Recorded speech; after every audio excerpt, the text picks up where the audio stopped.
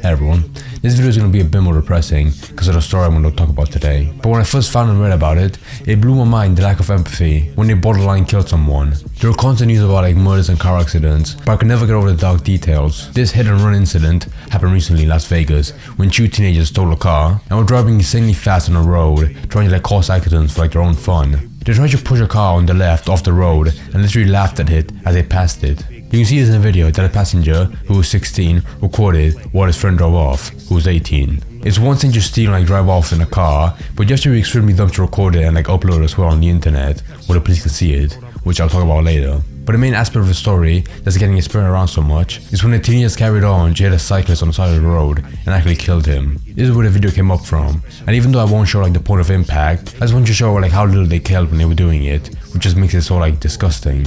Alright, go. Go. Keep it moving.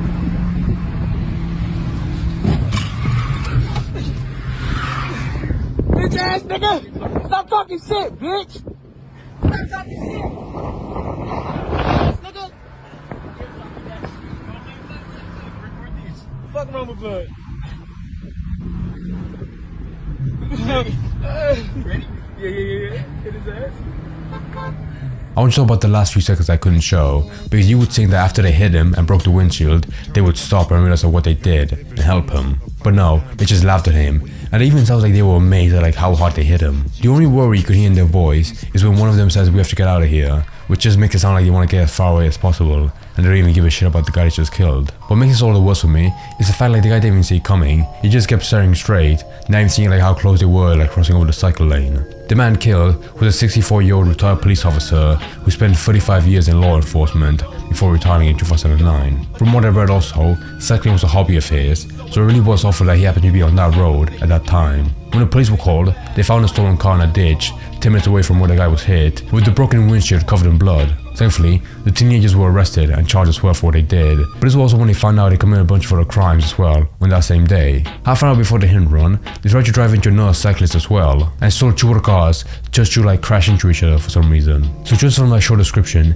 anyone could admit that these people are just fucking insane and shouldn't be allowed out in public. The driver of the car had turned 18 recently, so my only guess on why they did this is because they wanted to celebrate with his friend. And it wasn't like they were completely normal before, because they've both had past experience with a juvenile when they were younger. If there were more details, I want to know how they stole 3 cars, because the only guess I have is that they stole when there were drivers inside already, or possibly they hardwired it. But to be able to pull that off with 3 cars is insane to me. It was also reported that they broke into a garage and stole several items, so these guys were just unhinged and did every possible thing they had on their mind with no control. Which is why I think it's fair for them to be charged as adults, because even though one of them is 16, that is the age where you're fully developed mentally, so you can't really blame the dumb shit you do on your age. And from what I've read, the most severe sentence they would get is 20 years, or maybe even a life sentence. The court case might take a really long time, but no one can deny how unhinged they were during their crime spree. One last thing I'll say about them is this really mind-blowing statement the driver said, saying he'd be out in 30 days. I think it's really disgusting how little the guy cares about the death he just caused, but it's even worse for him to act like he's barely done anything wrong and he should be innocent.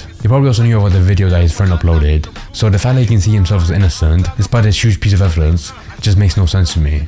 Later on in the article, it talked about how this kind of mindset was created by the internet, spreading on stories of people being released very quickly. And to be honest, I think that's very true, because of how young these guys are, they definitely believe they'd be innocent, or that they will become famous for what they did. But of course, with the huge amount of charges they have, and the stack of evidence against them, they'll definitely get a long sentence time. The only thing that still confuses me is why the friend thought it would be a good idea to not only record himself killing someone, but to upload it as well. I think there's this rising trend of people recording themselves doing a crime and then uploading it. I think it's not the most brain dead thing to do possible. TikTok in particular is the breeding ground for this kind of challenge, or at least the mindset doing this will make you popular. But I do have to admit, over time it does seem like people have become more accepting of what's okay to post. For example, 5 years ago, it would be impossible to find a video like this anywhere on social media. The most you could get is a news report or CCTV footage, but of course they're showing someone else doing it. And now you have people basically self-reporting themselves, and what's even worse, they never try to protect themselves by posting on a private account so they can never get caught. You can probably see in the mirrors of the video that they were wearing masks. That barely does anything when you've already uploaded the video.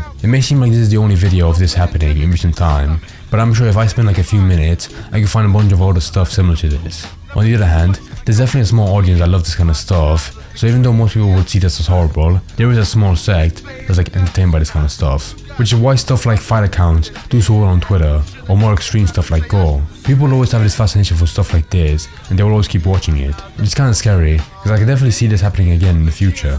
Of course, the video wasn't gory, and it was taken down very quickly after it was uploaded, but people will always save it as soon as possible to make sure they have a copy of it before it's gone. Or then later, the news would just upload the video anyways, so everyone could see it. But in terms of the hit and run video, I just hope they go to jail, not just because they killed someone, but because of like how little they actually cared. But that's all I have to say. So I hope you guys the video, and I'll see you next time. Bye.